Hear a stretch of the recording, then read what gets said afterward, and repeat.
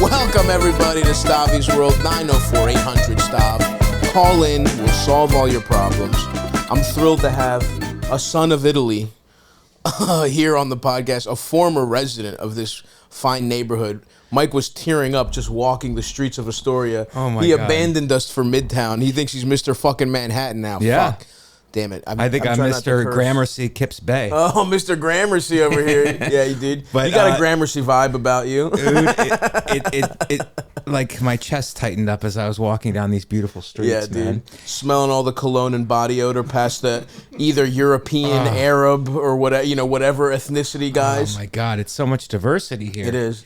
And that's in. Yeah. Now. I know. It's not just old-fashioned Greeks. diversity too. It's Yes. it's like they are. You see, it's the beauty of this neighborhood is you see how we really are all the same people. Yeah. Because it's like whether it is Eastern Europeans, whether it is like Indian people, Southeast Asians, or Arabs or whatever. It's like we're all of them are loud. Yes. All of them are wearing fake jewelry to show off. The body odor's out of control. You know what I mean? It's like they're trying to cover it with either cologne or Axe body spray. Yeah. You know what I mean? It's like we're all one, dude. All of them are chain smoking. Everyone's the children are chain smoking. Everybody's chain smoking. Everyone has when you a get to this beard. country, you It's work awesome. and chain smoke. That's the thing. It's beautiful because it's like, you really see people in this neighborhood. You see people that are like they have adapted to America so beautifully and in their own way that if they were in their home country, they would be having like skirmishes, like border wars with people that are like 1 degree darker or like one sect of Christianity different. It's like how it's like Yugoslavia was killing each other. Here it's like, those guys are married to like Caribbean women. it's a beautiful thing, dude. It doesn't make sense It's in terms awesome. of racism. Yeah. It's like they Racism are, and the now? best part is they are still racist. Yeah. But in the most non-trivial ways. Like that's the beauty of this like working class. These working class like this is like the kind of place that, like in reality, this is the place that like, educated. College, like kind of middle of the road liberals are like, we want diversity. It's like, meanwhile, those people, they have all of their friends are white and rich, and they have like one black friend that they make uncomfortable, who they like show off. Basically, they'll bring like 3 Chinese people, 2 black. Like they have a list of, oh, my dinner party has to have a ratio. Whereas here. Yeah, they will probably say the N-word. You know what I mean? Like for a joke. Yeah. But they are like love people of all different ethnicities. It's like I love that. I love Queens. I love fucking just rough. This is the most diverse area I think in the country per capita. That's what I think. That's what people say. I've said that. I've heard that repeated a lot, and I say it because it makes me sound cool. Because I live here. I've lived here the whole time. Yeah, the banner of diversity. But I got to say, when me and Dan Soder lived together under a train for 10 years. I don't know how you can sleep without a train, like rocking you to sleep. When I first moved and there was no train rocking me to sleep, I was like, I can't sleep without the N, the R, or the Q. Yeah, dude. I know that apartment was fucking awesome. That was a great one. And then how about for the fans? I got to say, like you would come over and then we would go eat. Yeah. And we would go to that restaurant. That Greek restaurant. BZ Grill. And you would talk to them and we would just get treated like kings. I don't know what you said to them in Greek, but they just kept bringing food. Yeah, dude. It was unbelievable, man. Well, what's the best part? So it's an Albanian owned, which Eldest is an Albanian. And it's no, stop. I have to get control of the soundboard. Stop taking over our social clubs. The Albanians are moving into our organized crime. Dude, Mike, you're not going to like this, but a lot of the pizza places in this city are Albanian now. Shut the fuck. Eldest, silence your own mic. We're putting you in Albanian timeout. There's like which is Croatia. Yeah. Isn't it? Something over there? It's a Croatian man's cellar. You have to sit there with no food or water. Hope it rains so you can wet your fucking dog tongue a little bit. So it was a rub because it's like it's Albanian owned. So when we got the Greek waiter, I realized this after the fact. Okay. There was a Greek waiter who, when I spoke to him in Greek, were treated like kings. Yeah. And then there was an Albanian waiter who, when I spoke to him in Greek, and he did know Greek, he would fuck our orders up. He would forget. And I was like, how is it that we get, and look at Elder smiling contentedly, fucking piece of shit. But I was like, why is this? Why does this go? Why does the customer service vary so wildly from time to time, and that was it, dude. Because of ethnicity. It was ethnicity. I think everybody should meet the Albanians and the Greeks at the Neptune Diner. And, there's no other place to talk about it, I think. Yeah. It's the DMZ for Albania. Did you ever talk to an old waiter at the Neptune Diner? I talked to him one day. He was like, dude, there's a nightclub down the street. We used to have fist fights in here between Greeks and Albanians. Russians would come in. Like, we'd have all these different ethnic fights. This was like it's a diner, but it was a jail. Yeah. Basically. No, Astoria used to be popping, bro. Nightclubs. People would come from Greek people would come from all over the eastern seaboard. It was like Mecca. It was like Greek trash Mecca. You would come because they would have like traditional Greek nightclubs where they're playing like bouzouki and they're playing like from Greece music, and they would just I ran into people who I grew up with, right? And it's a little less now than it used to be in like the 90s and the 2000s, but I remember like our Greek school, we would take field trips to Astoria, not New York City. We would take a bus, drive through Manhattan, and come to Astoria to go to Titan, the Greek supermarket you used to live across from. Yeah. We would hit that one. There was like a Greek record store where you would buy Greek music. I remember that. Yeah. That was across the street for years. Yeah, and there was like a Greek tchotchke shop where it's like, like the Worry Beats, Komboloi, just like icons, like all this shit. It's so great. And like, some people would go some people would go to a Broadway show, or like they're like, we go to music, or when we did go to Manhattan, the only sanctioned activity was to go to the Met only in the Greek section. Literally, we would be in the Met, finish looking at the Greek statues, and then they'd be like, all right, let's pack it up. Like, we wouldn't even bother looking at any other. That was like what I knew of as New York, was Queens and any Greek statue that was in Manhattan. It was so great. Yeah, and like we had like when Greek satellite TV came, when they got that in like I don't know, like the early 2000s. Feta TV. Yeah. Yeah, Feta TV, dude. When they had that, the commercials, New York would buy, Astoria restaurants would buy commercials, and so every Greek person in America who was watching Feta TV, who was watching like Greek soccer matches and Greek news and like Greek sitcoms, they replaced the local Greek the Greek supermarket commercials. It would be for literally Taverna Kyklades. They would be like, come to or the supermarket, and it was like this mystique was built up about like Astoria as like the metropolis of Greece. Yeah. It was fun. And sometimes, and it would be a big thing, like even one time a Baltimore restaurant bought like one commercial on the channel, on the satellite, and it was like a big thing. We were like, oh my God, the restaurant my mom works at has a commercial on Dish Network's Greek channel. You guys are on the map, dude. It was literally like that. Like, dude, that was fame to us. As you know, we lived across from that Greek supermarket, which we never really went to, and then there was a Greek music store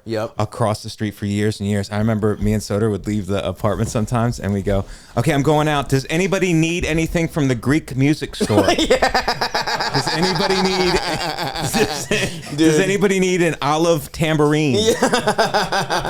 They were selling shit like that, dude. Dude, it was so great. That's exactly like. There was a funeral home on the corner that turned into a Starbucks. Right. And Soder was like, I'm never going to that Starbucks because it was a funeral home. It was a haunted Starbucks. But that's my idea for, like, instead of college, you just assign a young person to a building. Whatever that building becomes is what that person does. Okay. Wouldn't that make your life more rich? It's like, I was a funeral director, now I'm in charge of a Starbucks. If it becomes a music store or whatever, it becomes a diner, it's like you just do all of that. I have to adjust. Yeah, I love that. It's a great. You literally just invented feudalism, where it's like you take a poor person and you get a building that a rich person owns, and the rich person decides it's no more a funeral home. Learn how to make coffee. You're like, yes, sir, I will do it for my rations. That is feudalism. Yeah. I guess sometimes you stumble into feudalism. Stavvy? I don't know. Whatever plot of land you're born on, you have to do whatever I say on that plot of land until you die. But But if they sell it to somebody else and that person decides, right, but it's true. You're governed by the rich class. You're governed by the landowner. I never thought about it like that. You purely invented feudalism. It's like exactly how medieval peasants live. That's the other thing. I was walking. I was in LA. I went to go. Somebody was doing Conan. Either Mark or Joe List was doing Conan. I just happened to be there, so I went to the taping. Hung out with them, and the Uber was like, when we got done, it was like 6 or 7 o'clock. Ubers were like $70 to go like 1.5 miles. So I was like, I'm just not paying that on principle. So I decided to walk back, and I'm walking. Well, it back wasn't Mark because it definitely wasn't. We can say, well, it might have been Mark because he definitely wouldn't pay for your Uber. So we know that much. So we can eliminate Mark, right? Like it might have been Mark. If it was like Sam or Joe, they might have been caught up in the moment and been like, let me get you a car, buddy. But Mark was like, can I borrow for $20? As he's making $40,000 to do one night in LA right before Conan. He books a gig the same day as Conan so he doesn't lose money doing TV. Mark does Conan and then has 3 spots. Afterwards, it's like, how long is it gonna run? Can I go before Kelly Cuoco? Hey Kelly, you want to switch with me? I gotta hit the store. I gotta follow Bobby Lee in a half hour. So I'm just walking back, and it's a nice day, and I'm looking at the houses, and JP, who booked it, he happened to be driving, and wow. I know him. He picks me up. He goes, I'll give you a ride back. Gives me a ride back. And I was saying to him, I'm like, I think the way to go about, instead of college and deciding what you're going to do, it's just like, you see a house you like, you walk up, you knock on the door, and the person opens it, and you go, what do you do for a living? And then whatever they say, you just do that, because that's the kind of house you want to live in. Because every job just becomes a job after a while. You know what I mean? Yeah. It's like you start out like teaching or whatever with like a passion for it, and then after the years and years go by, you go, first of all, this wasn't what it was when I started it. Of course. And then we're just talking about that about comedy. So it's gone. Whatever industry you're in will shift under your feet. Right. Yeah. So it's like that, and it's like, but at least I love my house. I love my house, dude. You know what I mean? So absolutely. Maybe that's the way to go. That's smart. They say don't do it for money, all this stuff, and do it for what you love. But what you love, it changes from what you love to something completely different. Of course. So at the end of the day, it kind of is about money. It is for money. It's fully for money. Like, do something that you won't make you want to kill yourself actively, but that's just...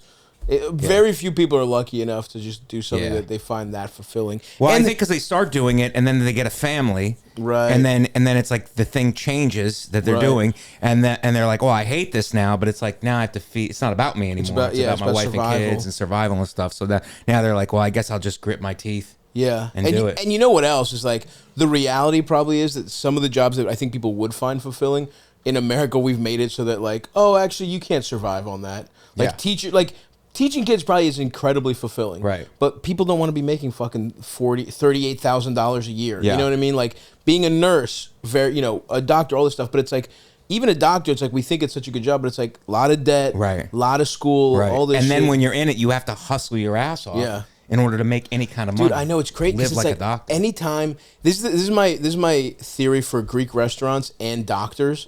It's like if you're good at branding and marketing, I don't want to go to your restaurant and I don't want you to be my doctor. Right. Because if you know Photoshop, if you know TikToks, if you know Reels, are you studying up on the latest medical techniques? Yeah. Like I had a foot doctor who was like upselling me.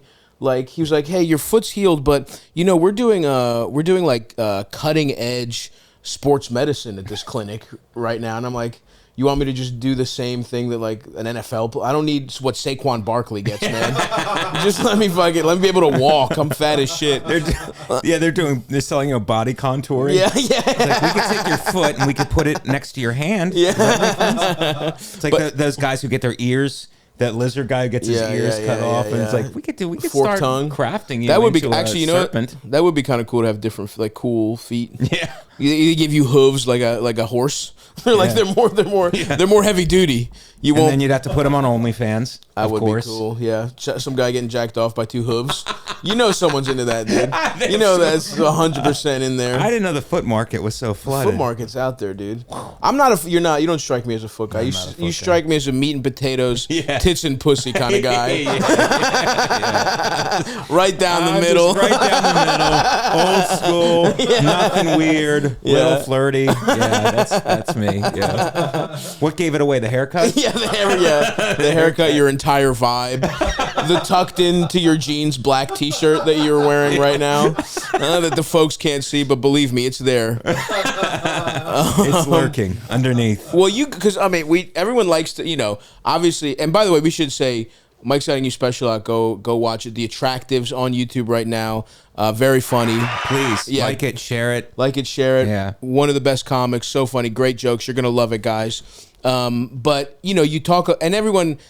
People who are like fans of New York comedy specifically, like, do know you, and for sure, roommates of Soder. Like you're all over pods. Everyone kind of knows you, but it's like, and everyone I think has this idea of like a 100% Italian guy. But you also you didn't grow up in like a super Italian like.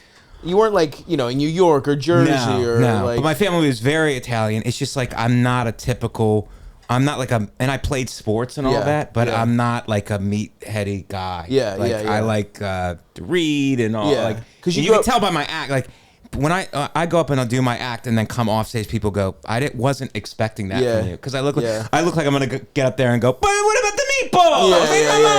And it's I don't talk like that. It's like my grandfather, he'd be so mad if he see how many trans people there are today. At least tuck it in. You leave it out for everybody to see. Where it's like somewhere fucking weird, right? It's like it's like Youngstown, Ohio. And then I went to high school in Boca Raton, Florida. Right. Boca Raton, a little more like Italian, that's where they retire. Yes. But Youngstown was the one that I keep. Yeah. For some reason, I was like, it's Youngstown or it's some weird part of Pennsylvania. It's the Baltimore of Ohio. Yeah. Let me put it in your terms. What are you talking about? It's a shining city on a hill. It's a gleaming cultural hub. Is that what you mean? I didn't realize that about it's Youngstown. All the crime with no show. Yeah. The Wire.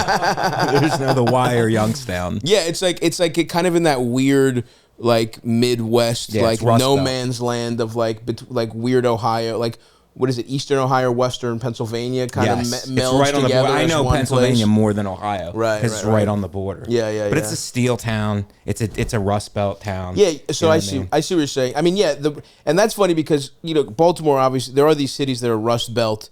Leftovers, Baltimore, Cleveland, a lot of parts of, Pittsburgh, obviously, famously. But at least the big cities did get to retain some culture, some, we have sports teams, you know because what I mean? I think it's like finance, other industries rolled in there, finance or like some kind of something, software, whatever. Yeah. But those hard luck Midwest cities, like, they kept saying it's like we're rejuvenating, we're building it back, but it's gone. Now I think it's like to the point where it's like we're just knocking buildings down. Yeah. You know what I mean? It's like any kind of wealth moved out to the suburbs, and we're just like, things are bad when they're shutting Catholic schools, but then when they start shutting down public schools and stuff, it's like there's no residents in the city anymore. Yeah, well, when they shut down, everybody moved out. Exactly, because Catholic schools famously are where people who don't want to admit they're racist send their kids because they're like, no, it's not about that. We don't care. Yeah. It's about religious education. Our children are going to learn that the earth is 6,000 years old. That's what's important to us, not that they're not around black people. That's how Baltimore was, dude. It's like everybody I knew went to Catholic school was so fucking stupid because it's like you really want to learn from nuns. Yeah. You think they know what the fuck's going on. There's a couple, don't get me wrong, there's a couple smart nuns, but we're a long way away from like when like monks and nuns were like the intelligentsia in like the Middle Ages. Now they're like people who, I mean, I don't even fucking know what a Baltimore suburban or what a Youngstown nun is like. Right. It's like she's probably fucking stupid aggressive as shit. Yeah. You better know what's going on. Yeah. But no, that's what I say about Catholic schools in like a city like Youngstown. It's like when they leave, it's like Jesus doesn't even want to stay here. That's how bad the crime is. You know what I mean? It's like, it's getting bad.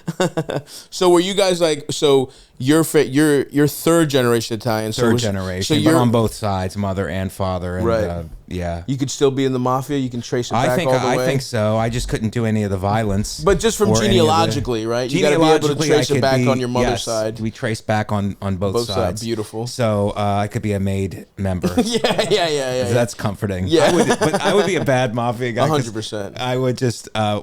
My main reason for being in the mafia would be to tell people I'm in the mafia, right. and that's one of the main rules. One of the things you can't do. You can't talk about this thing of ours. No.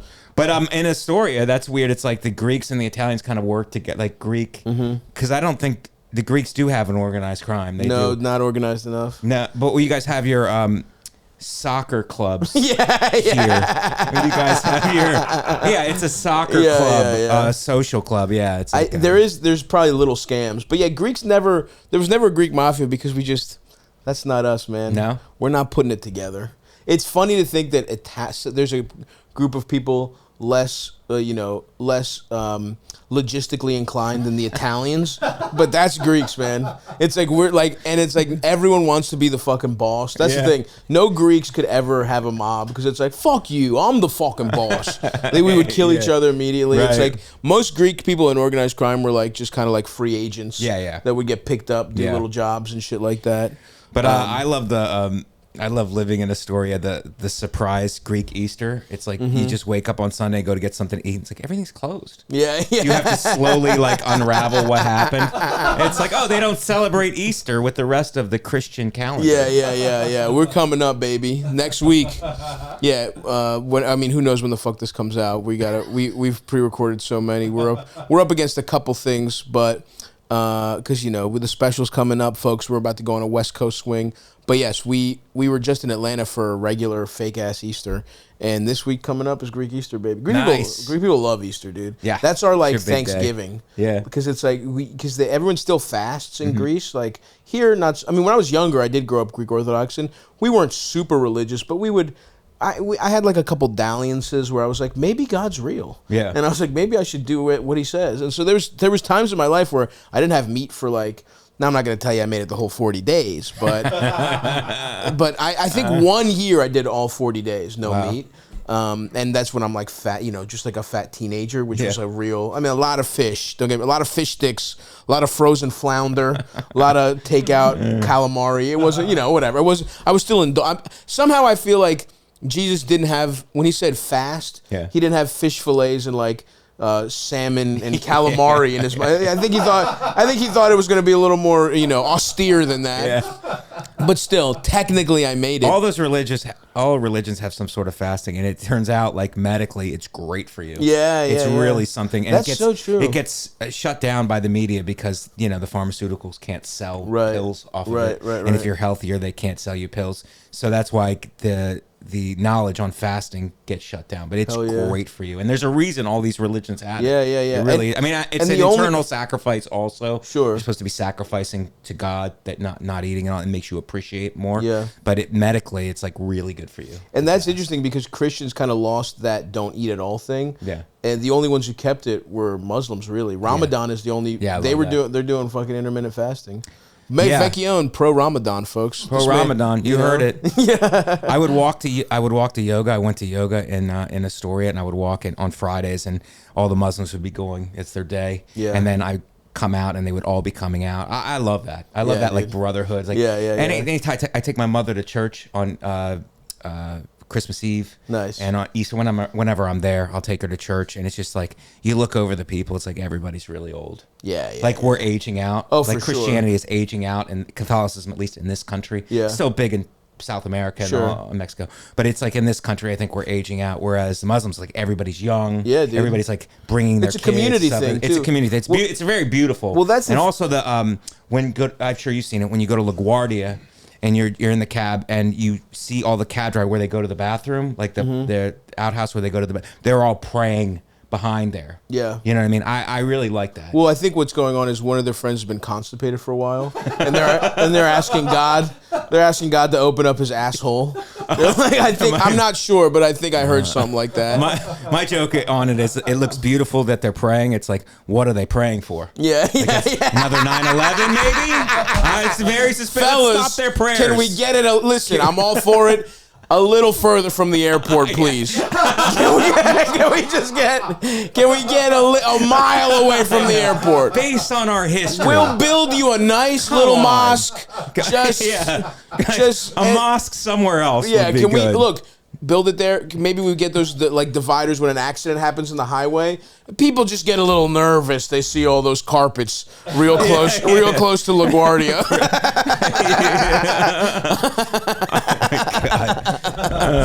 But no, it is. Well, I think about that sometimes too, because one of the key parts to growing up Greek Orthodox, in hindsight, right? Like, you know, I'm not very religious. I've taught, you know, I'm not like, I don't really think Christian God exists the way they tell you. Like, I haven't gone full, like, there's nothing out there, but I find it hard to believe that, you know, just a book written by Jews 4,000 years ago nailed it. You know what I mean? That there's no revisions. I don't like the way you said Jews. Huh? I don't love the way you said Jews. I'm technically in. You got to sneak it in where you can, Mike. Technically, I'm right. It was basically prehistoric Jews that wrote that book. You guys really think a motherfucker is just some guy 4,000 years ago doing this on some fucking tablets? You think he's got the key to all knowledge? I'm a little skeptical, personally. I'm shocked that you don't believe in blonde hair, blue-eyed Jesus. Yeah. You know? But I think what was so important to me growing up was the feeling of community. I went to Greek school at the church. I learned Greek at the church. I learned Greek history in the church. We had like mythology class. We had all this shit that was like, and then, you know, the first time I get drunk is literally in my church. Like, we would have a party, the Greek festival every year, New Year's every year. I mean, can I stop you? You took a mythology class? I did. We would do mythology on Fridays, every other Friday. That's pretty great. And I would go to Greek school Mondays and Wednesdays every week, and then every other week we had Friday, and Friday was mythology and Greek dance. So it would, awesome. Like, we would learn about Zeus, and then people would be like, dun, dun, dun, dun, dun, dun, dun, dun, you know, like all these little kids learning steps to like a fucking dance. It was pretty fun. Awesome, yeah, because we learned Greek mythology, but as part of English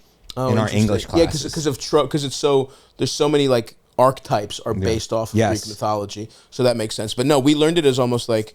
And dude, I was such an annoying little. I loved mythologies. Like when I was like those were my superheroes when I was like 8, and I would have like and that's how my parents taught me. Like, I read Greek as a 8-year-old, 9-year-old, because I was reading like Greek mythology in Greek, and it was like simple story, you know, children's books. But it was like a way for me to connect to my culture. But then once I was like, hey, wait a second, maybe this God shit is bullshit. Yeah. And also, I will say this. This is how dumb my brain is also. We got a new priest who was a Steelers fan. Yeah. And the part of me was the straw that broke the camel's back. I was like, I'm a little skeptical on organized religion. And if God exists, they transferred a Pittsburgh priest to fucking Baltimore. Fuck that cocksucker. Literally. And he was a piece of shit. Like, his son was an asshole. Yeah. Because our priests get the fuck. That's why we kind of do a thing where, you know, we're like, hey, what if we figured out a way to have them not be child molesters? That was kind of a big thing the Greek Orthodox Church came up with. And it's like letting them get pussy, it turns out. But they have to be married?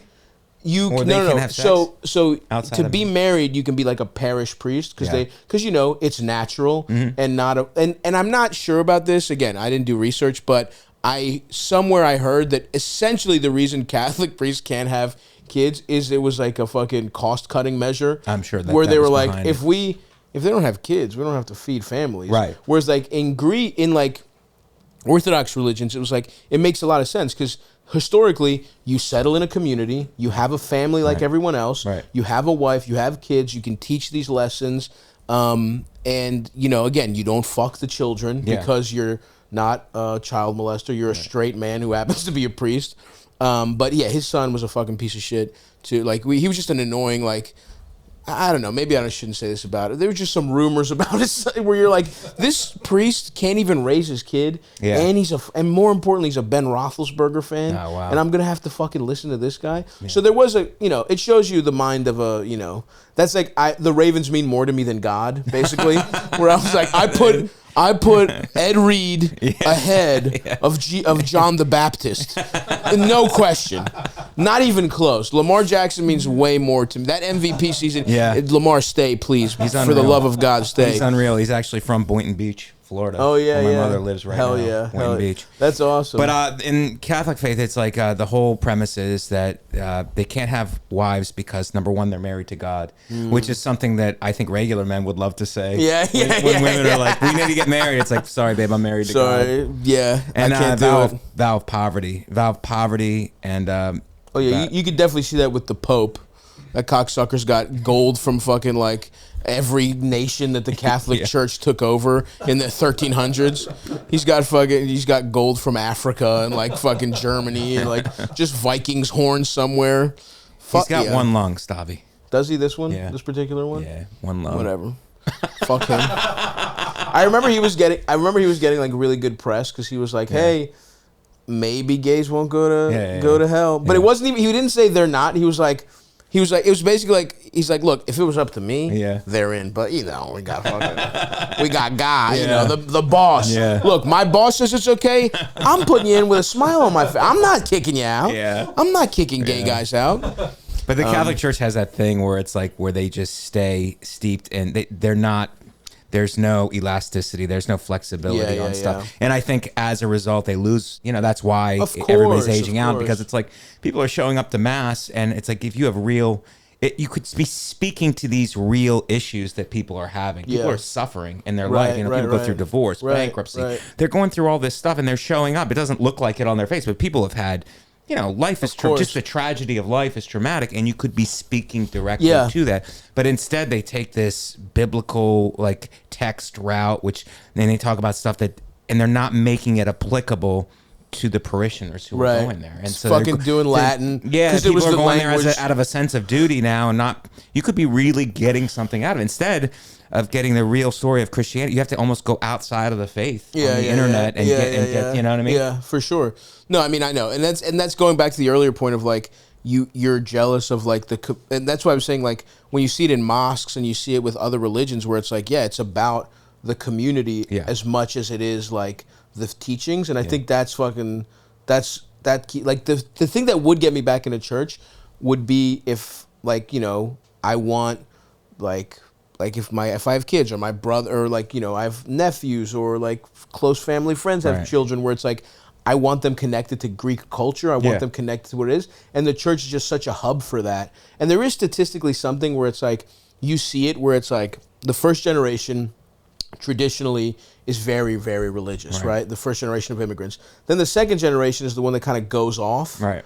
And then the third generation, when they're seeking to reconnect, you do see a lot of like moving back to, second generation is a suburbs kind of American consumerism, not religious. Yeah. And then the third generation, about a nice percentage of them want to reconnect to their roots, and they move back into the cities. They move back in, they become like religious, not for the religion aspect, but for the community. And I could totally see that happening. But again, I don't know.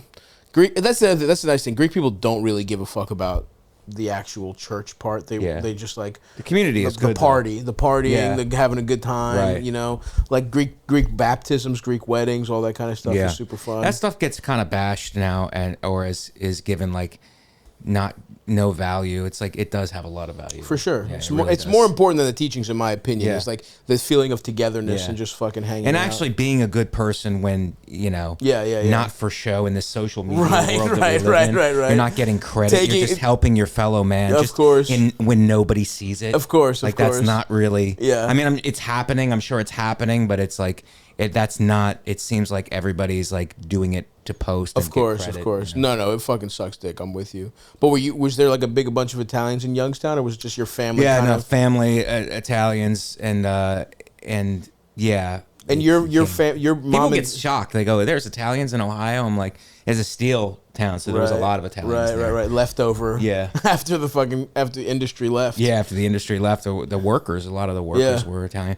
So interesting. So like your great grandparents, I guess, came from Italy to Ohio. Yeah, well, it's just where, how they come over. It's like wherever there's relatives in the U.S., that's where the other people settle. Right. So we had relatives in Cleveland. So one guy went to Cleveland. And my great-grandfather was a musician over in Italy and came over and in Youngstown, like my father's people. To play the mandolin? Play the trumpet. Oh, we need someone to entertain these steel boys. Play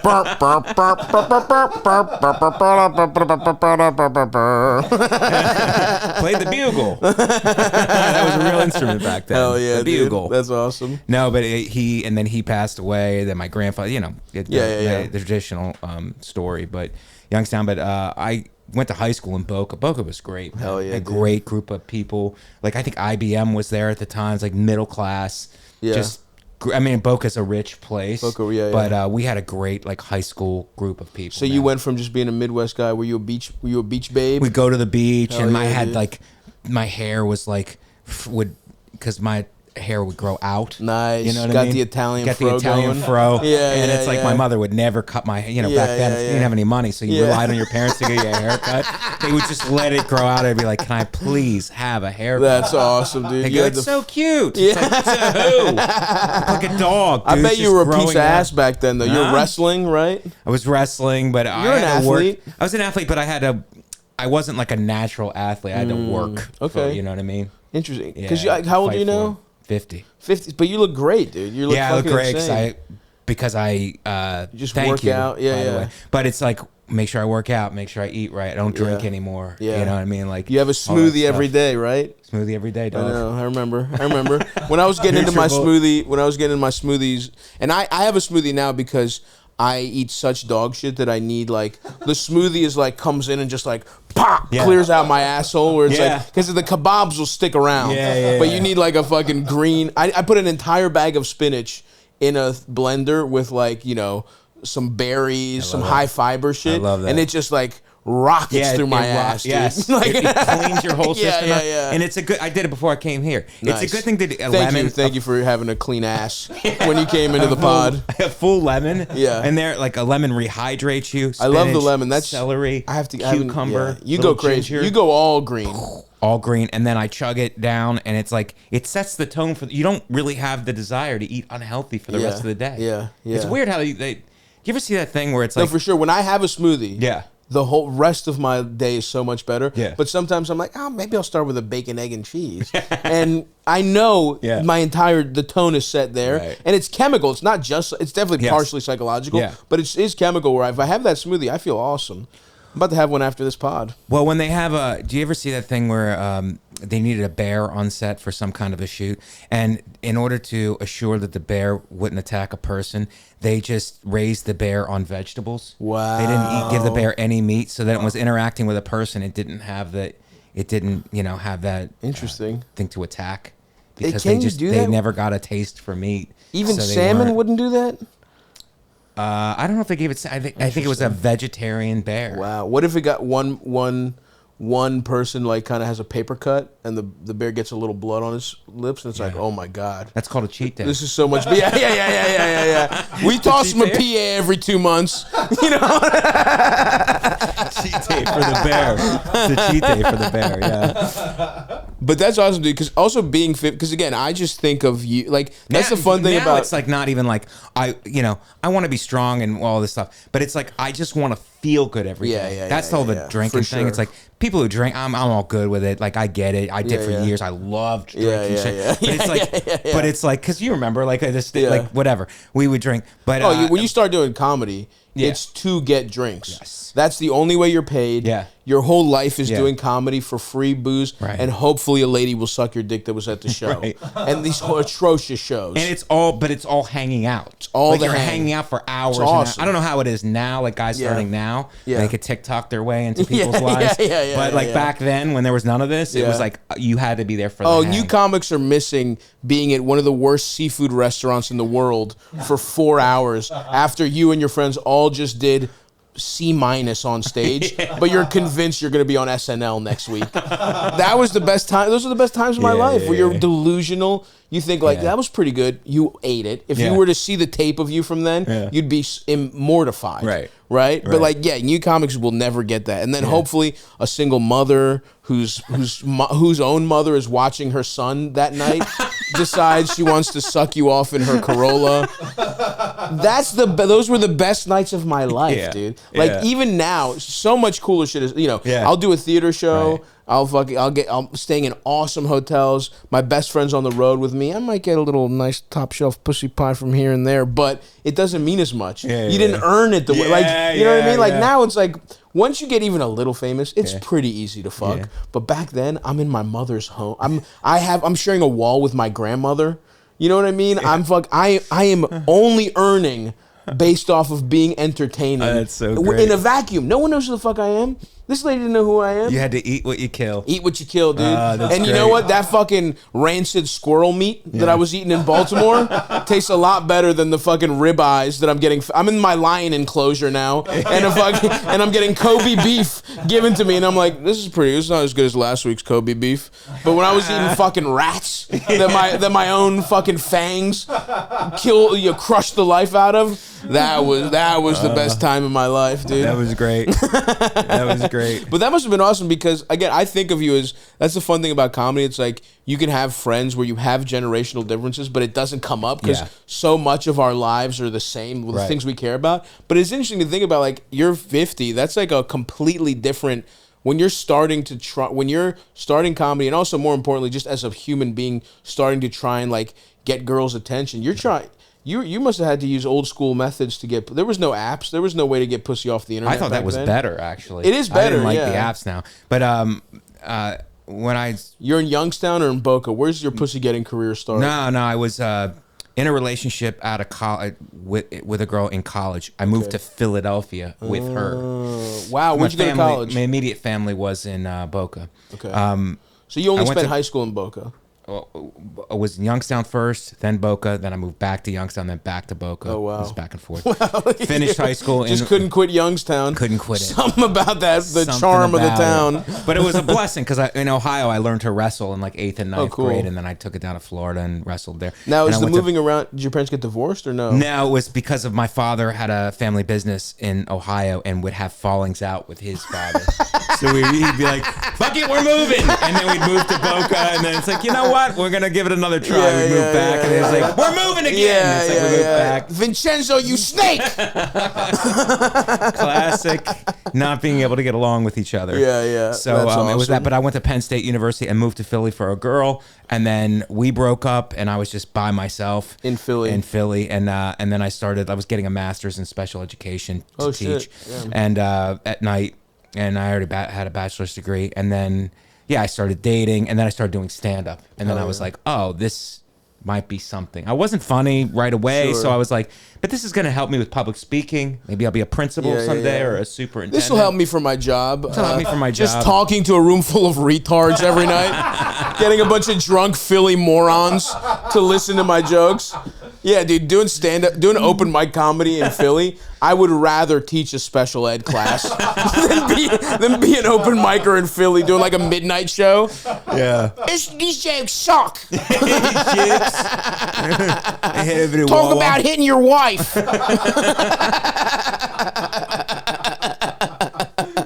That's awesome. So then I moved after about 3.5 years. I moved to New York. I'm like, let me give this an honest try. I'll either succeed and be a big star, what you were saying, of course. Or it's like I'll fail, bottom out, and then I'll just be in New York. I'll figure out a job in New York. You know, it's no big. I'll be in a good place. You know, join the unions. But I didn't realize that it would be this in between thing where it's there'll be some wins along the way, and then you'll just keep losses and wins, and you get this Tonight Show here, Conan here, the last and then it's like you'll have an enough stuff to keep you in it. Yeah, just enough to tantalize you. It's really an abusive relationship. That's really what it is. Where it's like, you're broke for 6 months. You're a grown man with a roommate, living under a train. But hey, Jimmy Fallon said you're funny. Yeah. You know what I mean? It's like that's like, I love you, baby. That was a mistake. Yeah. I'm sorry. I'm gonna take you dancing. Yeah. It's always flowers. Come on, and we're moving back to Boca. I'm done with my uncle. I'll take you to the beach. Mikey can grow his fro out. I love the idea of you though, because there's so many different interesting parts of your life where it's like, and you wrestled at Penn State, right? I wrestled at Penn State for 1 year. After that 1 year, I mean, it was that was much work, insane. Man. It was insanely difficult. That's one of the top wrestling programs in the country. Now it's like they've won 10 out of 12 national titles. But when I was there, it was like we were third in the country. Wow. Yeah, it was like very intense. It's like sometimes 3 practices a day. Fuck. And it's just after that first year, I was like, I can't do this again. I can't do this again, man. Damn. I can't do it. Did it feel good to quit? I never quit anything in my life before that. Yeah. And when I did it, I was like, I really did feel... It's because I worked very hard, and the coaches could see that. Of course. But it's like I was never going to really start. You're bumping up against your, like, you're just All-Americans all up and down the lineup. And I could have just stayed on the team and been like a workout guy. Yeah. But it's like all that energy into that. Like I couldn't even really enjoy my college experience. Yeah. I felt like. But it was a really good experience. I realized people, because you think you're working hard, and it's like, oh, no, this is another level of working hard that people just do. And that must have been kind of cool to be at the highest levels of something. It was unreal. Some of the guys, I was just... I placed second in the state in Florida, so I was good for my area. But up there, it was like you had 3 and 4 time state champs from other areas. Florida boy, bam! They're doing. I was saying they're doing fake wrestling moves. They're doing. You're so bad they're stone cold stunning you, like in a real match. You're getting rock bottomed. Some guy's making you tap with a figure 4. How about a regular person in Pennsylvania could beat me? A regular person who never wrestled just by being in Pennsylvania could beat a guy who placed in Florida. Now, were you around when they were when Sandusky was fucking kids? I was there. I was there when it was being kept a secret. And then when I quit. So you're in the same athletic facilities that children are getting molested in. Now, in my defense, I'm not saying you had anything to do with it. We after I quit wrestling, I was working as a waiter, and we do banquets sometimes, and we did a wedding, and Paterno and Sandusky were both at the wedding. Wow. Yeah, I remember them being there. I remember seing both of them. Like, wow, these guys are like the guys. Like, why is Jerry Sandusky's date a 12-year-old black boy? Why did he put a middle schooler in a dress? And that's kind of odd. Oh my God. But that guy could really coach a defense. Yeah. I don't know. He could. In his defense. In his defense. He's not called linebacker U for nothing. Yeah. But I mean, even in wrestling, like I lived with the guys who were wrestling my sophomore, the years afterwards, and I just had great friendships with them. So it was awesome. It was not, and it was a great experience doing it, but I really enjoyed the rest of my college not doing it. Yeah, that's kind of nice too, because you're like, wow. I mean, look, we're big quitters at in Stavvy's world.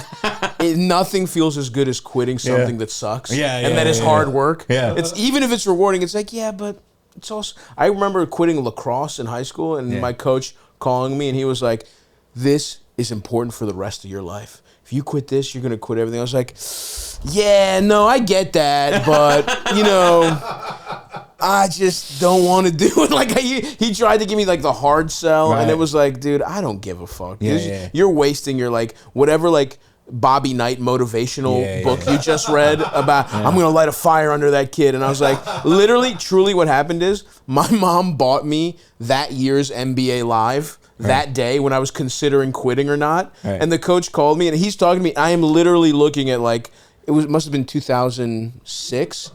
I'm literally looking at, like, Vince Carter, like, the new package, and I'm like, should I go to practice or should I play this game right now? And that was the nail in the... And sometimes I think it was divine, because my mom never just randomly bought me video games, but she just... And whenever she did, she would get it wrong. Right. Like you would want Mario, and she'd be like, "Here's Luigi's Mansion," and it's like, I asked for Mario. Like, this is a cool game, I guess, but it's not what I wanted. But she literally picked exactly the game I wanted on the day I was considering quitting lacrosse, and I was like, this is a sign. I have to play video games. and he wouldn't even... The best part is I was such a worm that I wouldn't even like... He was trying to make me like... You know, take responsibility. If I was going to quit, I was going to quit. And I was like, not only was my...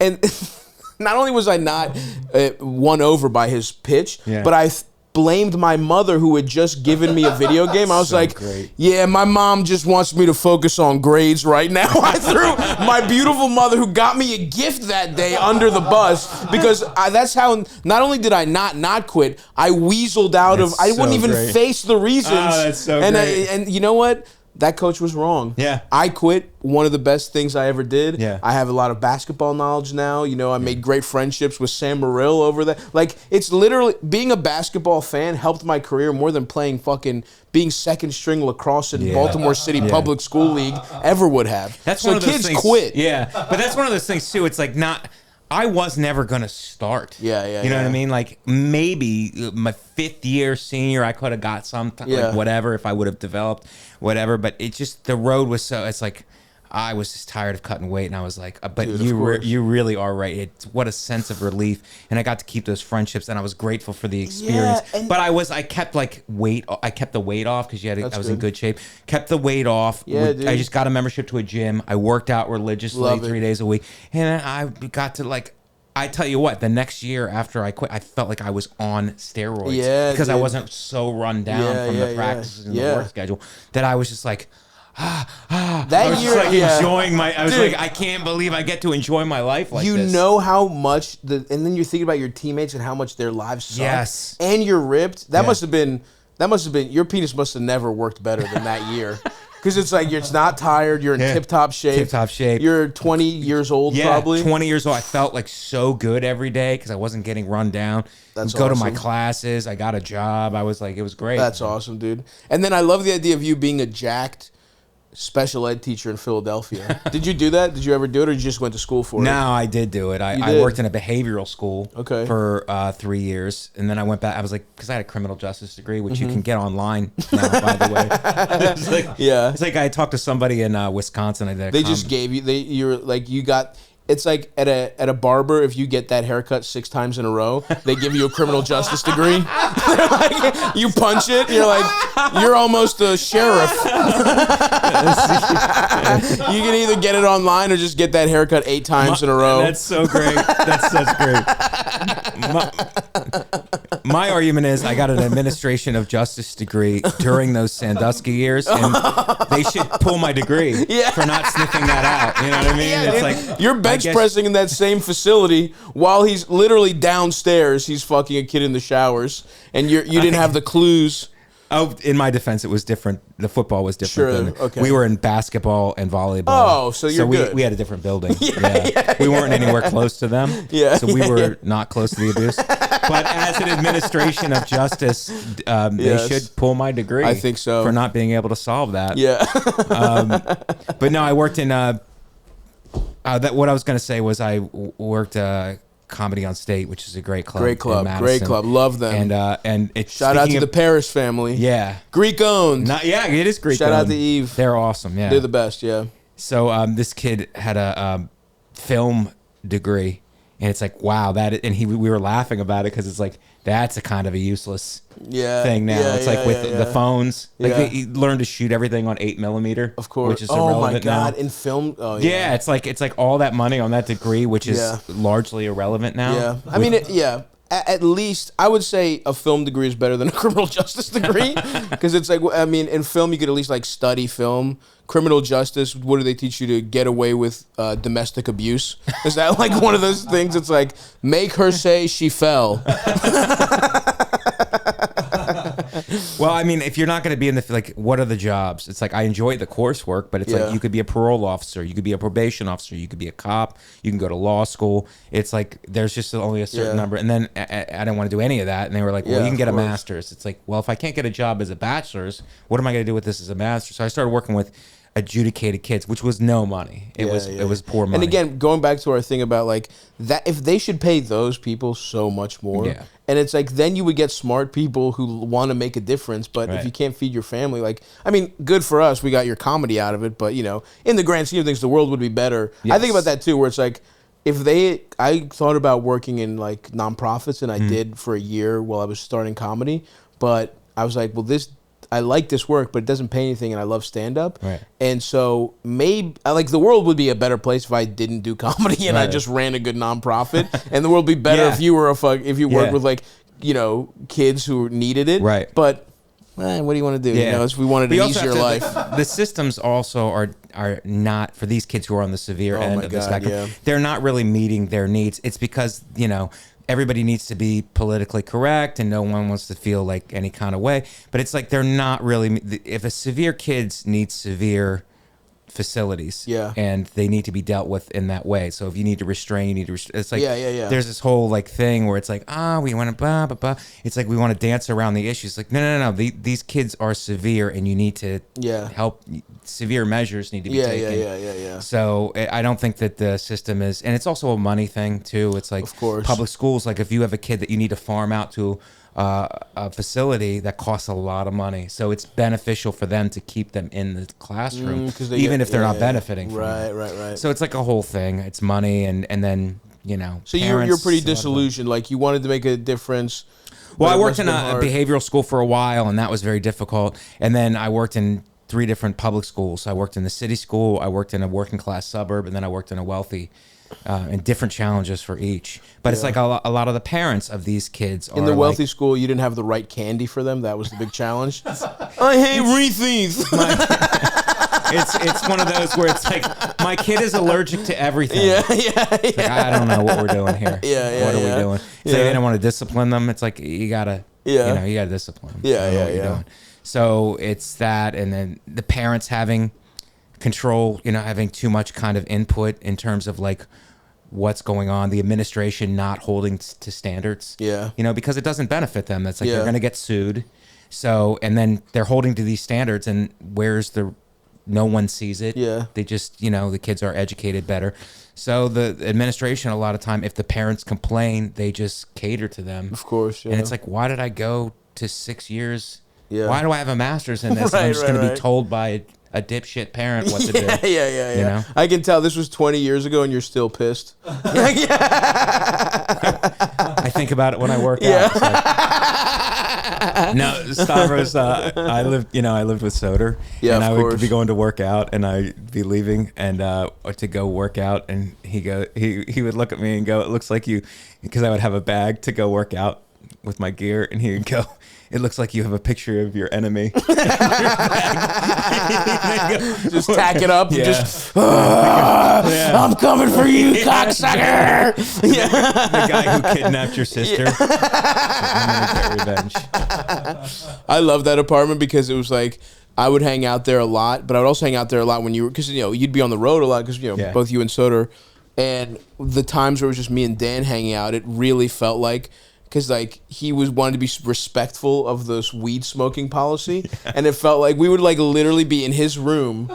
Like it felt like, all right, we'll smoke weed because my dad's away, but it can't be in the living room. And we would just go into, and we would just hit a fucking bowl and like blow it out his back window. That's so great. It's like, dude, Mike doesn't like it. It's like, you're both successful comics. It's like Dan is on Showtime, and he's smoking weed clandestinely out of his back room, and then we were playing like the Freddy versus Jason Xbox game. Oh my god, it was fucking hilarious, dude. It was so awesome. That's so funny. We had a bump in our floor. We had the pipe broke, and it flooded our kitchen, which was part of the kitchen wasn't separate. Yes, you remember how that was laid out? And it soaked into the floor, and the floor warped into like a speed bump. Yes, and I remember the speed bump. We had it for 8 years. You just had it. Yeah. We never.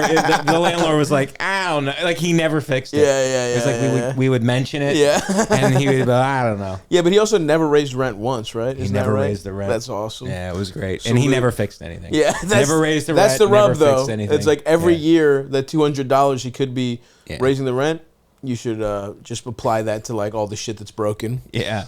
Well, and I'm sure like when we left, he gutted the place. And you know probably, what I mean? Like gutted the place and then raised it. And now it's going to raise the rent. Yeah. I still, dude, I walk by there because I go to we were just there because my brothers were visiting on Greek Independence Day. And we went to the Greek supermarket. We got all these Greek treats. We had like we saw John Wick 4 had Greek food and then went to the place for dessert afterwards. And we were just like, I was like, there's their old place. Yeah. I had fond memory when I first come. You guys were awesome when I first moved, and I didn't know anyone, and I would just hang out there. Yeah.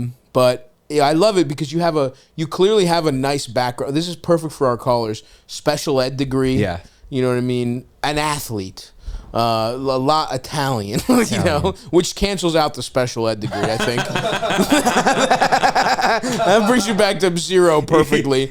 But you're doing math. You're clearly a man of great experience here, so we can help all our callers. So why don't we take some calls? And of course, guys, we're going to remind you, go watch the special on YouTube right now, The Attractives. Yeah, and can I do social media also? Of course, At Comic Mike V on Comic all Mike V. social media platforms, at Comic Mike V. Go see our boy live. Truly a fucking great comic. One of my favorites. And as well, call us 904-800-STAV if you want us to answer future questions. So go ahead, LD. Play us our first call. Hey, what's up, man? Dumbass. Didn't work. You fucking idiot. Every time. Hey, what's up, man? Yeah, I'd like your advice because I'm seeing this girl. She's pretty hot, redhead. Nice. But she's got a thing with her tits. They're really nice, but she's got like those nipple hairs, and they're not like I don't know, they're not like short ones, man. They're like long. I just don't know how to tell her to like take care of it. Anyways, yeah, give me a call or something. Whatever you guys do. Give you a call? You think I'm gonna call? Hey, bud, heard your voicemail. I also love this because like, what, you've never seen the show? You think I call you? Okay, this is great. So she's got hair, and I've definitely come across a nipple hair here or there, but I'm trying to think. See, I came across it once when I was like hooking up with this girl, and she was very fair-skinned. Right. She had dark hair, so the nipple hair stood out so much. She had like this alabaster skin, and she had like dark black hair. So she kind of would see it and like pluck that bad boy. Right. Now, how long are we talking here? What's the really how many? Thing? How many? If we're talking about one or two here or there, you've definitely seen those. They come around, and in my estimation, that's a good sign, I think, hormonally. I will tell you, I was just thinking about this. If you see someone who has if you see a girl who's got that tiny mustache that you can't really see to the naked eye, but it's got those like little hairs, and then maybe like a a tiny little happy trail. You're in for some of the wettest pussy of your life right there on that. Some of the best. Something's going on there where it's like the hormones are just right. That's like caveman pussy when it was like, we got to get this shit real wet. Because we got, there's woolly mammoths around the corner. We got to bust. This nut has to come fast. So I think hormonally this is a good sign. You see a little hair on a woman that you don't see normally. Now, is it like how many of them? How do you tell her? Redhead's interesting. Redhead is interesting because they're fair. They're fair so you're hairs. Gonna see it. You're gonna see it. So she probably has lighter, really white skin. Yeah, I'm guessing, and then the red hair stands out. Well, see, I don't know if it's that because I was gonna say because sometimes a redheaded girl will have that. Kind of a similar mustache thing, but it's the hairs are so light that you don't see it from the naked eye. Right. So I'm thinking maybe this is more of a when they're in your mouth or you're real close, you notice them, and they're tiny hairs. Now, I would say an easy utilitarian approach here. If she's got great titties and you're in there all the time, you're gonna have to bite her hairs off. I think that's the quickest way. I think that's what I was actually gonna say. I think that's and keep them as trophies. Yeah. I'm sorry to take this serial killer wise, but keep them as trophies. Yeah. Like practice biting your arm hair off. It's possible. Yeah. You know? Yeah. And you can do it gently. Yeah, you can do it gently. And it'll give her maybe the message. It'll send her the message. And even if you don't do it gently, it's like, you know, you're just like, she's like, it's like, oh, I'm sorry, I didn't see your. Maybe tell her to lay off the test. Yeah, yeah, she jacked. So I would say, bite a titty hair off. That's the easiest way, you know. Otherwise, bringing it up to her, kind of you know. That's a good way to bring it up. Yeah, it's like, what are you doing? It's a nice icebreaker. Yeah. You know? Or you're like start coughing. And you're like, what happened? It's like, I think I got a titty hair. Yeah. I'm dying. Yeah. Pluck those, tweeze those out. Yeah. You Neanderthal. And the red hairs are spicier. Yeah, absolutely. Absolutely, 100%. So yeah, buddy, I would say that's my advice to you. Yeah. Just bite the titty hairs off. And she's got nice titties, and you know, you could bring it up. If it doesn't bother her, you might just be sucking on some hairy titties every once in a while. Yeah. They're not short, but they're not long, but they're not short either. Interesting. It's tough because if he brings it up, this is like a lifelong maintenance thing that she's got to think about the entire time. Tweezing a titty hair every once in a while is not a big deal. No, I know, but still, it sounds like she's not conscious of it, or right. Maybe you're bringing euphobia into her. Yeah, I would say bite the titty hairs and see where it takes you, and then where call do you back. Bring it up? Where do you bring it up at Wendy's? Yeah. Oh, that reminds me. I brought you here to have a talk. You see how Wendy's hair, how she braids them? We're almost going to be able to do that to your tits if you don't start tweezing soon. You're going to have pigtails on either side of your breasts. You hirsute bitch. Yeah, just leaving them and braid them. Yeah. Yeah, buddy. So look, bite them and then call us back. Let us know how it went. Here's another one, Big LD. Hey, Stavvy, love the show. Let's give Elvis a second to figure out the audio. He already fucked it up. All right, headline is, have you ever had experience with a girl who is shy about getting her pussy eaten? I've been with my girl for a long time, like 7 years now. 7? She was never with a bunch of guys before me. I only fucked a couple times before I got with her. Nice. And fucking, she's shy about getting her pussy eaten. I want to rock the world. I haven't eaten a lot of pussy. What do you got to say? I know that you're the pussy-eating rascal. That's true. I figured, get some advice from the best. Come to Iowa, get sucked off by some college students or divorced. Love you. Love the show. Bye. I'm open to both demographics. Okay. Wow. Okay. Shy 7 years now, and she's shy about getting her pussy eaten. You guys gotta get in there, dude. This is crazy. I get it. I mean, I've kind of experienced that. Like, as I get into my 30s, girls in their 30s don't get that shyness is gone. That's like a young woman's thing where they're like self-conscious. Yeah. They're like, oh, does it smell? Does it taste bad? Whatever. But then you just got to be like, shut the hell up. I'm going to town on this clam. I find when I take that approach, it's hot to them. Where it's like, or a girl will be like, I haven't showered, and it's like, quiet down. Yeah, I'm about to eat some fucking pussy here. I'm putting my smock on. I'm getting in there. I'm putting my goggles on. I'm ready to go. Yeah. I'm getting in there in a major way. She goes, I haven't showered, and you just whisper, I didn't want you. Yeah, good. I like it better. I like it gamey. Yeah, like venison.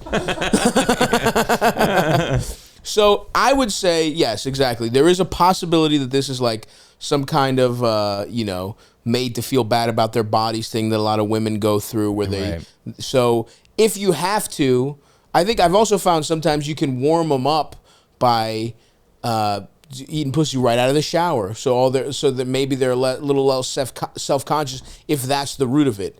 I thought you were going to say take him to dinner first. But I guess right out of the shower is fresh. It's 7 years. Come on. What are we talking about here? They're common law married at this point. 7 years. So, yeah, dude, I think you're going to have to, I would say maybe talk about, I mean, this is 7 years, bro. You can have these conversations. Yeah. You could, at the root of most of these questions, it kind of comes down to have a bit of an awkward conversation that'll open everything else up. And look, you guys have been together for a while. And here's the secret. You don't have these sex conversations like before or after sex. You have them in completely non-sexual environments where you can kind of talk about it clinically, not even clinically, but just like without the specter of actually being horny around. Just like, hey, what is this about? At a Bennigan's. Yeah, take her to dinner. Bennigan's. Like, yeah. Which is the fanciest restaurant in Youngstown. That's where Mike's mind goes. Because that's where you got. That's our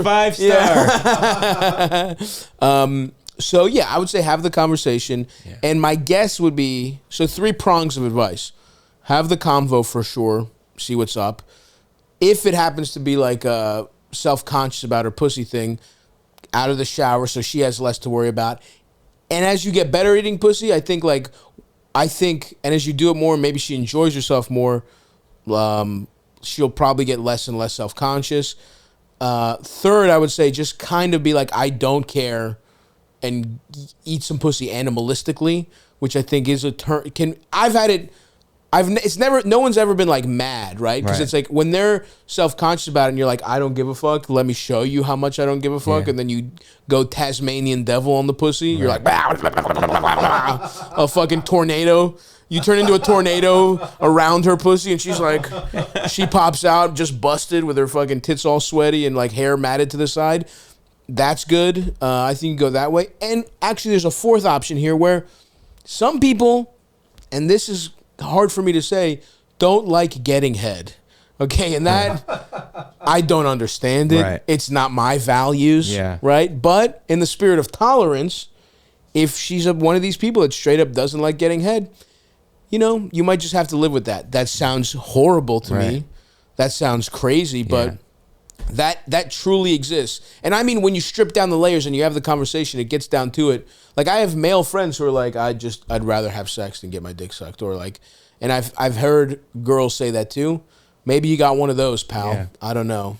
But I like a weather system thing where you give her the options. Like, do you want a category 5 or a category 3? Okay, because we have a high pressure system. Yeah. And I hate to say this could be a skill issue. I don't really know how to tell you to get better at eating maybe. Rate review. Yeah. Get some feedback. Get some feedback. Yeah. I must say, look, this is kind of like, why don't star players become coaches? Like, they're like, Michael Jordan could never be a coach because he just doesn't have the patience to walk through an average basketball player through, because he gets it. Yes. I have to say, I'm a little bit of that when it comes to eating pussy. I can't sit here and hold your hand. I was a phenom coming out of college. I was making all-star games. Even when I was not a comedian at all and I was in college, truly, my college girlfriend, she wanted to take things slow. And she was like, okay, you know, maybe you can go down on me now. And literally the first time I ever ate pussy, she was like, you know what, maybe we should just have sex. Like, I gotta give myself a little credit. The first time, straight into eating pussy, I convinced the girl to let go of like whatever Catholic guilt she had and let me get pussy right then and there. Due to my rookie performance, I put up 36 assists. She busted. It was pretty cool, honestly. So I don't know. I can't tell. All I can tell you is eat pussy with fervor, like you're having a good time. Enjoy yourself. It'll come through, and you know. Also, be mindful of tempos. I have most girls like in my opinion, you go at the pussy fast, but there's a small percentage, I would say 10%, that like a real slow pussy eat. So, and this is your wife or common law marriage here, so. You know, you're going to have to figure that out, pal. Yeah. But, Eldest, do you want to chime in? Yeah, I want to say, too, like, I feel like sometimes when girls don't like getting their pussy eaten, it's like, I think sometimes it really is just like, not even a self-conscious thing, but they don't know how to, like, sit back and relax. Right. Maybe it's because society is always like, their job is to please. Yeah. Right. So I think, like, for him, I would even just be like, hey, I really want to eat your pussy. I think it's fucking awesome, and it makes me horny as fuck. Right. That's great. And it'll make me really horny if I just eat your pussy. Right. I gotta taste that pussy, and then okay, relax. Fuck good. You didn't have to say I gotta taste that pussy. You can keep your sexting lingo out of the fucking discussion we're having right now.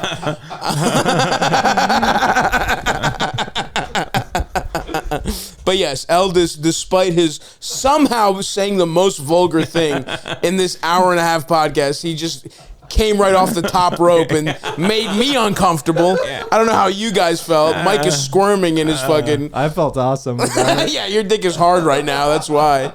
You're sending your girlfriend pictures of your dick as we speak. But yeah, that is a very good point, though, Eldest. There is some good insight there. That's a definite possibility. So, Godspeed, my friend. Let us know how your pussy eating adventures go. And we do want to say we are staunchly pro pussy eating and head in general here at Stavvy's World. If you don't stand for something, you'll fall for anything. Next question, LD. Hey, Stavvy. So I've got this friend, me, him, and our other friend, Kev. We were all kind of hanging out. We had a Lord of the Rings marathon. We were drinking a lot. Nice, pretty fucked up, but having a good time. And this friend, the other friend, his name is Drew, he kind of started talking to us and telling us about this, his family and how his father used to beat him. Or not him, used to be his brother, and used to verbally abuse his other brother. He's got 3 brothers, and that Drew would walk in on his father sort of hitting one of his other brothers, and would constantly just berate them. And he went on for like 20 minutes, just all this detail, all these past stories of the father beating his brothers, and can pause for a second. It was very emotional, and at a certain. Now we're gonna get to the rest of this call because it seems important, but let's get brief, folks. We don't need to hear how much the guy beat them for 35 seconds. That could be 10 seconds. Let's try and honor the under 1 minute rule from now on. And part of this is Eldest's fault for his continued rewarding of the long-winded, but that's never going to end. So just a general note, let's work on brevity. We get it. The guy got the shit kicked out of him by his dad. Go on, Eldest. I think Kev and I were tearing up. Drew was crying as well, just sort of telling us all of this. And then around the 20-minute mark, he kind of just stopped and looked at us and said that all of it was a joke and that he was it was all just a troll. And and then we kind of lost it. But so my question is, what do you think the right reaction is? Do you think would you ever make a joke like that? Would you troll one of your friends for 20 minutes like that and get them to empathize with you? Because we were pissed. Kev almost attacked Drew. I almost attacked him myself. We had to go cool off for a bit. Relationship was pretty strained for months. We're all okay now, but I'm just interested on what your take would have been. Would you have been able to just move on? I think it was funny that he was able to pull that off, or do you think he's a psychopath? I mean, what are we doing here? What the fuck is that? That's crazy. It's crazy, but I think his friend should win a TikTok Academy Award for that. Oh my God. Dude, this motherfucker has such an empty life. The only way he knows how to fucking relate to anyone is a troll, this guy sucks. Oh my God. And it's almost, honestly, he would be better off mentally if his father beat him and that was a true story. It would be easier to fix a guy who was abused by his father than the kind of guy that makes that up for a group of 4. I know. It's not even like, it's just... Yeah. It literally would be a better sign if he did get beat and he was able to show that he could open up emotionally about it and be vulnerable with his best friends. Yeah. So there's got to be something up with this fucking guy. I mean, I wonder if he got like cold feet and was like, oh, what am I doing? I don't want this out here. Yeah. Like, is that a possibility? Is it possible that he went back on this because he just didn't want you guys to know? Because what is the point of doing this? If this is truly a troll and it's not anything else, this guy is a fucking psychopath. I mean, you're right. It is 4 people. It's not like it's 4 people. It's 4 people. Like, even if you did this on like YouTube or something, it would be fucked up, but I would get it. Yeah. I'd be like, all right, that sucks, but he's doing it for the love of trolling his best friends. Oh my God. The right reaction is be like, what the fuck is... And also, you're fucking up an awesome day. Yeah. Everyone's hanging out, watching Lord of the Rings. I blame Lord of the Rings. Aragorn's fucking slicing orc heads left and right. And he fucks the vibes up. I know. You can't rewatch Lord of the Rings that often. You probably had to wait like a year and a half, a year minimum to have like to really be looking forward to it. And he fucked that up to tell you this weird story. Wow. Sums up with this fucking guy, dude. I would hate that. I also wouldn't know my friends well enough to like know. That's the upside of having like friends who you've had for most of my best friends, the people that I would have this kind of thing with. Right. I've known Eldest 28 years. Like I've known, other friends 10, 15 years, whatever. But like, that's fucking insane, dude. Yeah. Like, there's something up with that guy. Here's the thing. Like, now it's going to be weird. It's like that same friend who did that over dramatic story is going to go, my father just died. Dude, just keep it to yourself. Yeah. Yeah. It's like the cry wolf. It's over, bro. Yeah. You can't now. Yeah. Now nothing bad can happen to this guy.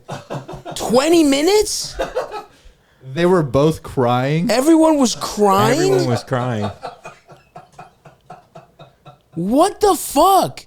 He's got to channel that into something else. Does this guy have a girlfriend, a family, a job? I don't know. He was fucking preparing a fucking dramatic monologue to make you cry during Lord of the Rings?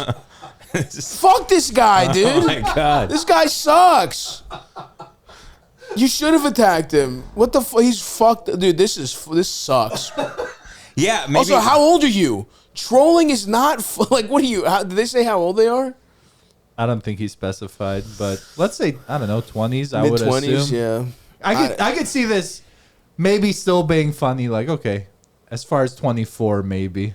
Yeah, I mean, if you guys are real young, there's the ironic detachment. Like, look, I'm a veteran of the irony wars, right? Like, I get it. I was on Cumtown for 6 years. I get it, right?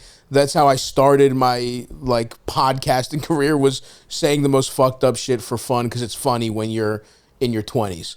But at the same time, if you're older than that, and even if you're not, 20 minutes is a fucking long time. Yeah. Like, this is you're hearing it from someone who did find shit like this funny when I was younger. And if someone did this to me even at 20 for this long and it actually elicited real emotions, that's what's really dangerous here. Is that like trolling and this kind of behavior, it's an ironic detachment from real emotions. Yeah. If you've gone so far that not only are you detached from real emotions, but you muster them up only to make your friends cry, you're gone. Well, maybe his friends, maybe his friends beat him up, and then afterwards, and he's just saying he was just kidding the entire time. But after they beat him up, they go, yeah, but we were still running on that fake emotion. Yeah. That's a dangerous game to play. So the thing is, your friend is fucked up, and if you're gonna maintain a friendship, you gotta be like, hey man, why did you do that? And what in you, and really make him answer. And he can't be like, I thought it'd be funny, because it's more than that. He was molested by a drama teacher is probably what happened. So, I mean, there's no way you do this and you're just a cool regular guy. No. There's something deep-seated. Yeah, this sucks. Yeah, or maybe he's took an acting class and he's trying to like really see. Yeah. That would be cool if he said that, but that's the thing. That's what's so fucked up. He took an evil acting class. Yeah, he took evil acting 101. Yeah, dude. So I don't think it was I mean, I honestly, out of context, like if that happened to me and my friends, I would not find it funny. That's the thing, man. It's like, because it's not a funny thing that happened to him. Yeah. And it's not like there was no like comedy in getting beat by your father and watching your brothers get beat. But you know what? There's nothing funny in that. It would have been fun. It would have been funny. There's nothing even he took it too far. In that. Here's what I'll say. There's nothing even askew in that where it's like, oh, I could see how this could be kind of hilarious. Now, it's like, no, it's just straight. I do see the structure of humor in convincing your friends something bad happened to you for a little bit. Right? Like, like if this was 2 minutes. Yes. You know? Yeah. That's funny. Right. If you're like, my dad fucked my ass, and you made me believe it for even a half a second, I'd be like, that's pretty good, dude. I honestly thought your dad fucked your ass. But if you talk in detail about how he spit in your hole and spread it apart, and he fucking couldn't get hard at first, so you just had to lay there on all fours, knowing your impending assault is happening. Like, that's not fun. You know what I mean? Like, you can take the bit too far. And how do you transition from Lord of the Rings to that? Yeah. That's the other thing. And again, in the context of ruining an awesome bros day, that's honestly his biggest crime. Right. Whether it's doing some weird monologue, inviting your girlfriend without telling anyone, forgetting to order the Chinese food, not buying enough weed, only getting enough mushrooms for 2 guys instead of 4. Anything that fucks the bros day up is a capital offense, and this is one of the worst ways to fuck it up personally, because it's like, you're getting older. It's hard to find time to carve out with your friends. Yeah. And you fucking like give up a Saturday. Yeah. And this is how it ends with you wanting to fight your boy. That sucks. This one struck a chord with me, dude. I haven't said anything funny in a half hour, but I'm just like, this pisses me off. No, I think you're right. The 20 minutes is the 20 key. Minutes is the key. Because making your friends believe something horrific for 2 minutes is funny. Yeah. Spending this much time and effort when you could have been like, you know, I don't know, buying, you know, doing something positive. Yeah. That's the problem. We got to take this negative shit and do 2 minutes of something negative for the bit, 18 minutes of like, hey man, I really appreciate you as a friend. Yeah. You know what I mean? Like, this is true. I hate to be like, this is toxic. Yeah. You're getting a legitimate, I'm calling something toxic out of me, which is hard for me, dude. 1 minute of the bit, 19 minutes of high fives. Yeah. Come on. A little ratio here. Yeah. 1 minute of the bit, and then like be like, and he, you know, and the worst part is he left this mark on my thigh, and then you pull your balls out. That's awesome, dude. Just rewrote the ending. Get everyone to believe you got hurt, and be like, and he took a knife to my thigh and carved the chunk out, and then they're like, really? They're like, yeah, and then your balls come out. Come on. You're carried out on the shoulders. You leave them wanting more. Yeah. Classic showbiz ending. All right, we got to get off this one because I'm trying to wrap my mind around what kind of person does this, and I'll go in circles forever. Hit us with another one, Elders. Something fun. Hello, Stavvy and friends. Made a call a bit before, but I got cucked at work, but here I am with it. Could use your help. Did a bit of a mental gymnastic lately. Or I'm just a little bitch, I'm not too sure. But I'm seeing, like, I saw this girl in high school, grade 12, this probably 8 years ago. We dated it. Went a bit longer after school. And then years go by, we went our separate ways, never talked to, and then here we are. You really gotta work on brevity, folks. Hanging out again, but you're dating someone you also dated in high school. Was that hard? I let go of the emotions and moved on from all that shit, but after reconnecting, I feel like it's a bit harder than I thought. And we've been seeing each other for a few months now. We're just hanging out, having fun, whatever. But I don't know what I should do if she's seeing other people, or a little fling, or make the move, or whatever. But I think I just been a bit of a bitch about it, and I should just keep getting my dick sucked, and not disappointed with it. So, but at the same time, those same emotions peaked up again, and sorry, I'm just doing the mail. Those same emotions peaked up again, and find myself in a dilemma of, I know she's a bit of a skank, a little loose gal, as you would say, but I'm all for it. No, but I don't know. It's just a weird mental boundary of just being friends. Get my dick sucked or just cut it off, or because I can see myself getting back together, but also enjoying being friends. I don't know. Maybe you can help me, lead me in a good direction there, Stavvy. No, you're fucked for sure. Okay, so what can you? I got you. Yeah. It's simple. I know, and you know what? I know I'm talking about brevity, but this is like, this guy is one of the least in touch with his emotions people. So this is big for him, and I get that. He's like, has to do an errand. He has to go, you know what I mean? He's like walking around. He's getting the mail. He can't just admit. Here's what happened. He dated a girl in high school who he clearly had feelings for. Yeah. They went their separate ways, and now, what do you say, 8 years later, whatever, 8-10 years later, they started dating casually. Okay.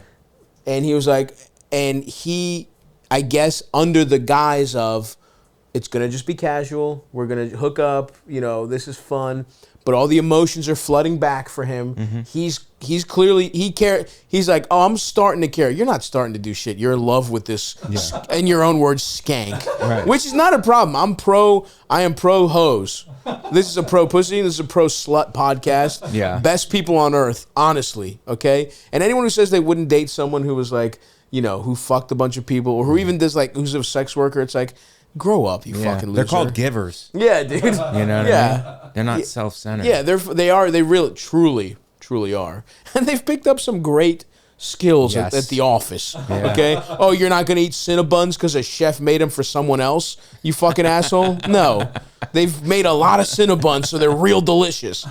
Anyway, you're not in a weird mental dilemma at all here, pal. You are clearly... This is one of the simplest things of all time. You basically emotionally are at the whims of this woman, and you don't want to admit it. You've made up your mind. You do want to be with her, but now you're scared she's either going to say no or more, because I'm going to guess from your voice you're a Canadian townie of some kind. You sound like you're a fucking extra on Trailer Park Boys. So it sounds like either you're afraid she'll reject you to date seriously, or a kind of more sinister, kind of shitty, misogynistic thing. You're afraid people will judge you for being with a quote unquote skank, right? But what, did he get his dick sucked? He did. He's dating her. Okay, but he's like, what happens if she starts seeing someone? He asked, like, what happens if she starts seeing someone else? Like, right now they're in that, like, nebulous, we're dating, but nothing's been said phase. Right. And it's kind of like a game of Russian roulette, where it's like, who's, like, pop, like, who's going to, like, die for, who's going to get killed with until you either date or break up, it's Russian roulette. Yeah. And one of you will be heartbroken. Right. You know what I mean? That's how it works. So, or I guess you stop the game before anyone gets shot and you're like, good, go separate ways. The thing is, I can tell from your general, like it's funny that someone's, like, even though we're talking on the phone, you told me this story without making eye contact.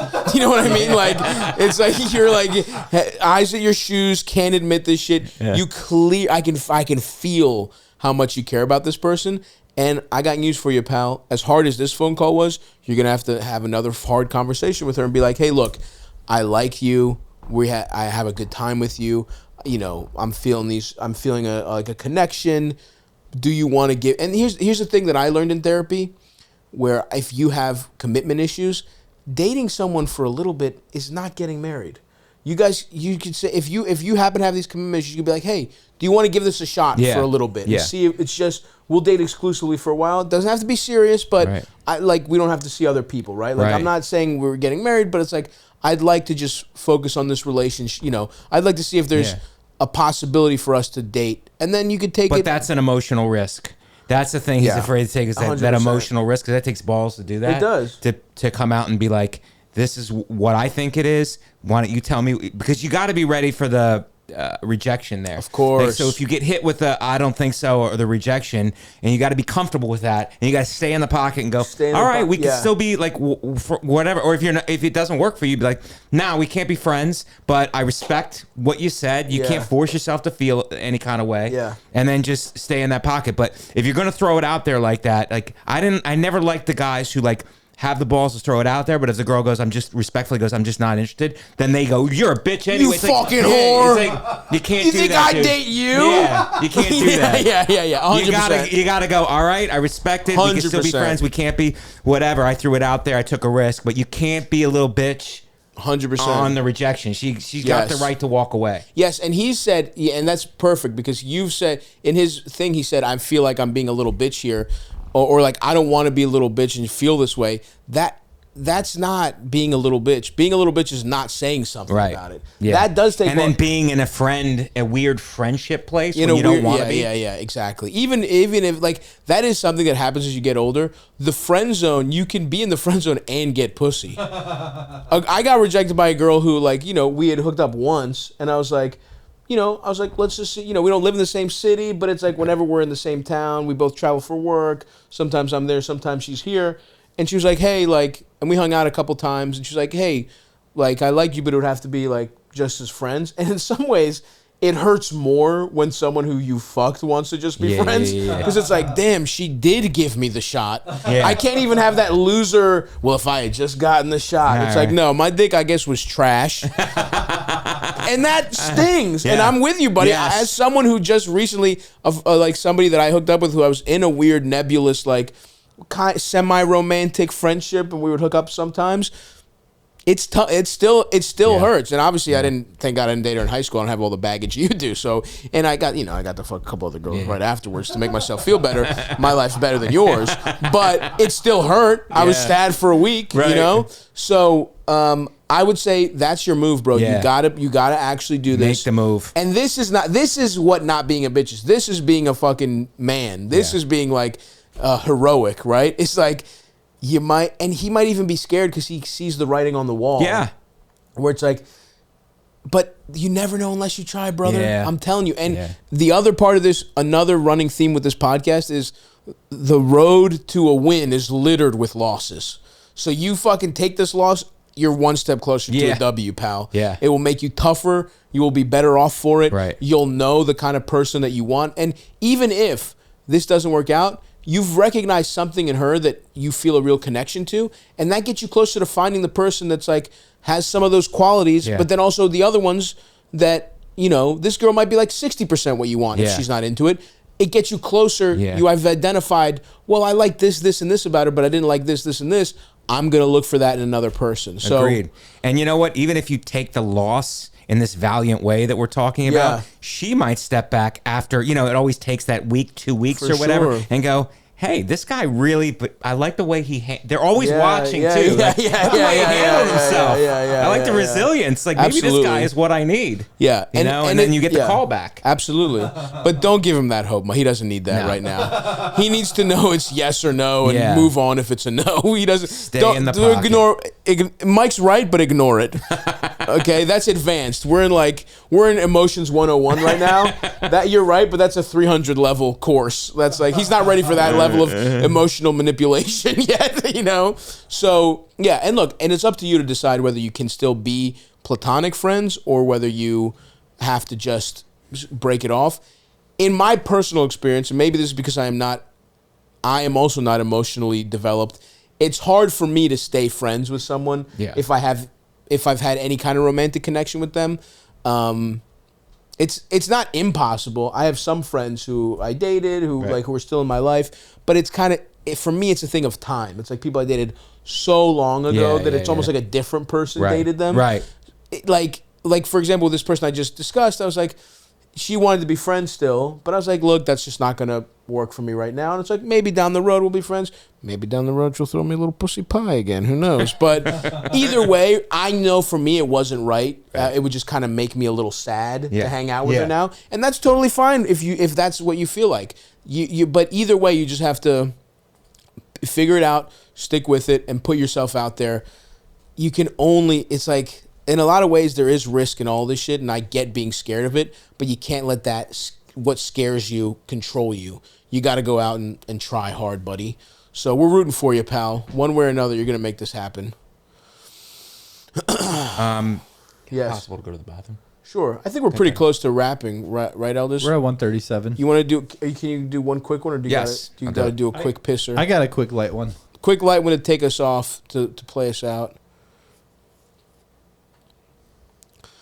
Watch the special, folks. See Mike on the road. Follow him on fucking Twitter, Instagram, the whole nine. You know what the Comic fuck it Mike is. V. Comic Mike V. The Attractives on YouTube. The Attractives on YouTube. Hit us with the final question. Hey there, Stavvy, baby. So, long time ago, my ex-girlfriend was second-generation Greek. Nice. And so, they celebrated all of it. Hedayaya, Papu, the whole nine. Nice, and dude. so they really went hard for Greek Easter. And the first time I ever went to Greek Easter at the church, we paid $20 to get in, whatever. Cover charge? Everybody has a full plate. They're like, oh, you can go get a plate. I was like, oh, hell yeah. And everybody in front of me is getting 2 pieces of spanakopita, all the whole fixins. I go up there, ask for 2 pieces. They go, no, everybody needs to share. You get 1. Everybody else but me got 2 pieces of everything.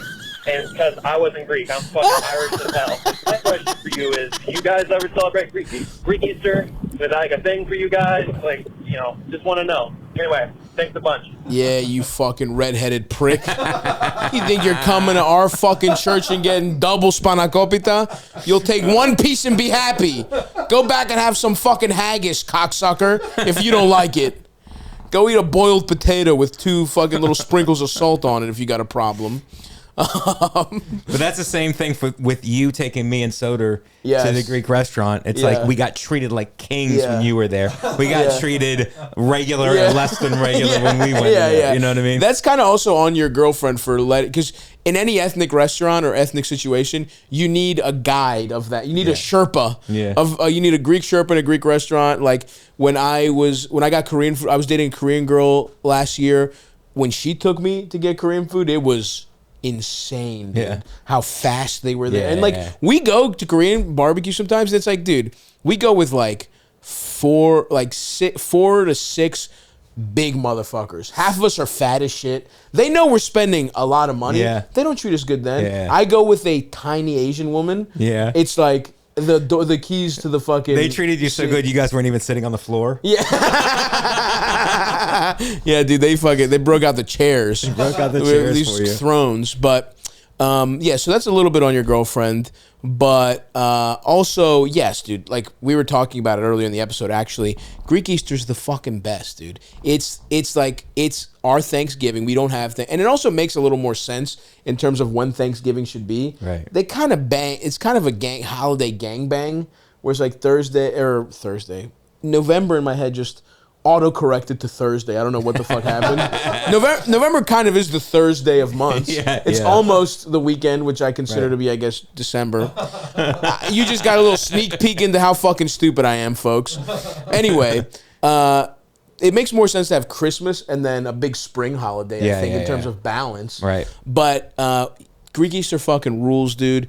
Even the church, like I don't go to church anymore, but Easter celebration's awesome because we literally celebrate at midnight. Like we act like it's New Year's, where it's like Jesus popped out of the tomb at 12:01. You know what I mean? Like we celebrate like, oh, he's risen. Like literally we wait till 12 and it's like, he's risen. And then we have fucking candles. People light off fireworks. Wow. It's fun as shit. It's a midnight mass. And then you go because you fasting all day. Restaurants are open. So you go out and you just get fucking lamb chop. It used to be a traditional soup. You'd have like this soup, but it's like in Greektown, it got to the point where it's like just the regular restaurants were open and serving just fucking skewers of meat, which is really funny because to have it ready for midnight, they're cooking it at during church. So you're like at church fasting and you're smelling fucking steaks and like great. But dude, Greek Easter fucking rules so much better than your bullshit ham Easter. We literally we had in Greektown, we had family friends. The only rich people that I knew growing up would host this giant Easter, and everybody was invited. Like everybody in the community was invited, and they had this beautiful house. They were literally like 4 whole lambs on the spit. Wow. And that's the main course, but it's also like they have a grill with lamb chops. And it's fucking insane. I can't wait. My dream is to that literally means something to me. It has meaning. So I can't wait. I'm trying to buy a house in Queens with a backyard so that I can host Greek Easter for all my friends in the neighborhood. Awesome. Where it's like I literally want to do a whole lamb on the spit. Dude. So you got finessed. You deserved it. It's actually your girl's fault. It's your girl's fault, and clearly he says it was in the past tense. Yeah. So that relationship was never. You should have known right then and there that relationship wasn't going to work. But anyway, that's going to do it for us. Mikey's got to piss. I got to piss. Go watch the special. Come see us on the road. Me and Eldest got to start. You know what? We're going to start doing before the show plugs so that you know where we're coming and everything like that. But we love you. Thanks for listening, and we'll be back soon. See you next time. Bye.